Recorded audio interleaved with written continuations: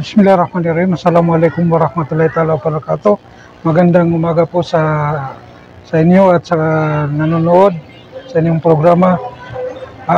Ngayon po ay nandito tayo sa Parang Central Elementary School upang dumalo sa ginanap na opening program ng 2023 Sunmeet, no?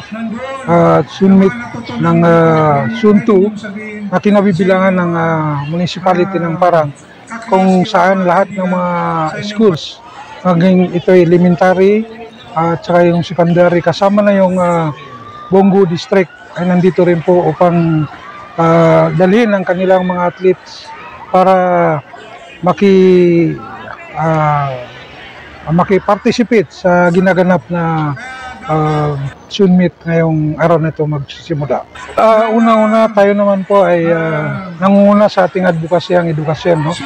So dahil dito tayo po ay kagagaling lang sa Manila upang mag-attend sa ginanap na 2023 Education Conference sa MUA na ito ay sponsored ng TIAC, no?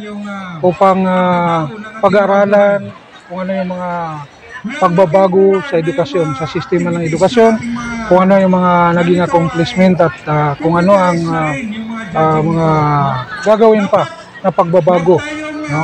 So tayo sa ngayon, ang ating partisipasyon sa Sunmeet na ito ay hiningan tayo ng suporta. So ang Poblasyon 1 noon pa man sa pamumuno ng aking asawa na si Ragato Mawisbida ay patuloy na sumusuporta sa edukasyon. At atin itong ipagpapatuloy at committed tayo sa edukasyon, hindi lang sa pangpubliko, kundi kasama na yung private institution, dahil mayroon kaming eskwelahan na nandito rin sa Parang upang katuparan yung complementary role ng private at saka government institution na binigay na karapatan ng mga pribado alinsunod sa ating saligang batas. Well, of course, ang pinaka-speaker naman doon is yung ating provincial division superintendent, si Ma'am Dr. Alma Noor. Ang Ilianob Integrated Computer College ay isa sa paaralan na nag-implementa ng tatlong cycle ng edukasyon sa buong Pilipinas. Yung tatlong sistema na sinasabi ko ay yung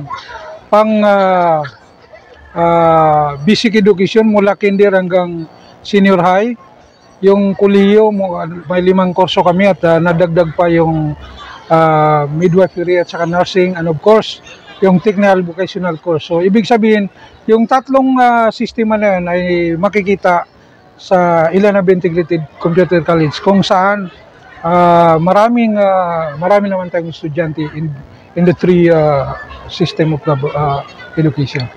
Sa ating mga kabataan ngayon, ang sports ay isa sa napakahalaga sa buhay ng isang tao, dahil yung pagiging atleta ay isang hindi ito basta-basta, kundi ito ay nagbibigay sa pang-holistic na development ng isang tao, no? Kung ikaw ay masigla at mahilig sa sport, malayo sa iyong sakitin, no? So isa yon. At ito rin ay nagagamit, no?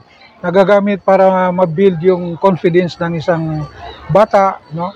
At nakakatulong sa kanyang development, no? So sa mga magulang, hinihikayat natin yung mga magulang, hindi lang ng Poblasyon 1, kundi sa buong probinsya ng Maguindanao del Norte, na suportahan ng inyong mga anak sa kanilang pag-aaral, dahil sa kanilang pag-aaral, higit na magkaiba yung may pinag-aaralan at walang pinag-aaralan. So muli, magandang umaga po sa inyong lahat.